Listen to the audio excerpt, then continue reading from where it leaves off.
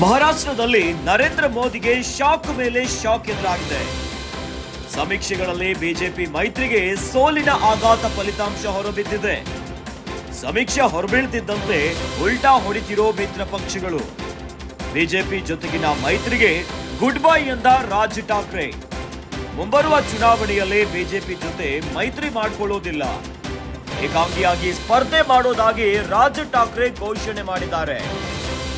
288 ಕ್ಷೇತ್ರಗಳ ಪೈಕಿ 225 ಕ್ಷೇತ್ರಗಳಲ್ಲಿ ರಾಜ್ ಠಾಕ್ರೆ ನೇತೃತ್ವದ ಎಂಎನ್ಎಸ್ ಸ್ಪರ್ಧೆ ಮಾಡ್ತಾ ಇದೆ.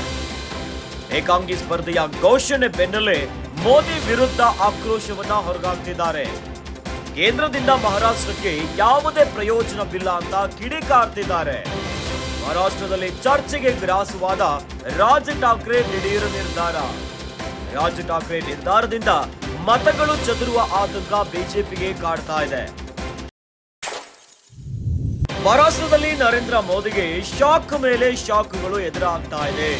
ಸಮೀಕ್ಷೆಗಳಲ್ಲಿ ಬಿಜೆಪಿ ಮೈತ್ರಿಗೆ ಸೋಲಿನ ಆಘಾತಕಾರಿ ಫಲಿತಾಂಶಗಳು ಹೊರಬೀಳ್ತಾ ಇದೆ. ಇನ್ನು ಈ ಸಮೀಕ್ಷೆ ಹೊರಬೀಳ್ತಿದ್ದಂತೆ ಉಲ್ಟಾ ಹೊಡಿತಿದ್ದಾರೆ ಮಿತ್ರ ಪಕ್ಷಗಳು. ಬಿಜೆಪಿ ಜೊತೆಗಿನ ಮೈತ್ರಿಗೆ ಗುಡ್ ಬೈ ಅಂತ ಹೇಳಿದ್ದಾರೆ ರಾಜ್ ಠಾಕ್ರೆ. ಇದೀಗ ಮಹಾರಾಷ್ಟ್ರದ ರಾಜಕಾರಣದಲ್ಲಿ ಬಹಳ ಚರ್ಚೆಗೆ ಕಾರಣವಾಗ್ತಾ ಇದೆ ರಾಜ್ ಠಾಕ್ರೆ ಅವರ ದಿಢೀರ್ ನಿರ್ಧಾರ. ಮುಂಬರುವ ಚುನಾವಣೆಯಲ್ಲಿ ಬಿಜೆಪಿ ಜೊತೆ ಮೈತ್ರಿ ಮಾಡಿಕೊಳ್ಳೋದಿಲ್ಲ ಅಂತ ಹೇಳ್ತಿದ್ದಾರೆ. ಏಕಾಂಗಿಯಾಗಿ ಸ್ಪರ್ಧೆ ಮಾಡೋದಾಗಿ ರಾಜ್ ಠಾಕ್ರೆ ಘೋಷಣೆಯನ್ನ ಮಾಡಿಬಿಟ್ಟಿದ್ದಾರೆ. ಇನ್ನು ಮಹಾರಾಷ್ಟ್ರದಲ್ಲಿ 288 ಕ್ಷೇತ್ರಗಳಿದೆ. ಈ 288 ಕ್ಷೇತ್ರಗಳ ಪೈಕಿ 225 ಕ್ಷೇತ್ರಗಳಲ್ಲಿ ರಾಜ್ ಠಾಕ್ರೆ ನೇತೃತ್ವದ ಎಂಎನ್ಎಸ್ ಸ್ಪರ್ಧೆ ಮಾಡ್ತಾ ಇದೆ. ಇನ್ನು ಈ ಬಾರಿ ಏಕಾಂಗಿಯಾಗಿ ಸ್ಪರ್ಧೆ ಮಾಡೋದಾಗಿ ಘೋಷಣೆಯನ್ನ ಮಾಡಿಬಿಟ್ಟಿದ್ದಾರೆ ರಾಜ್ ಠಾಕ್ರೆ.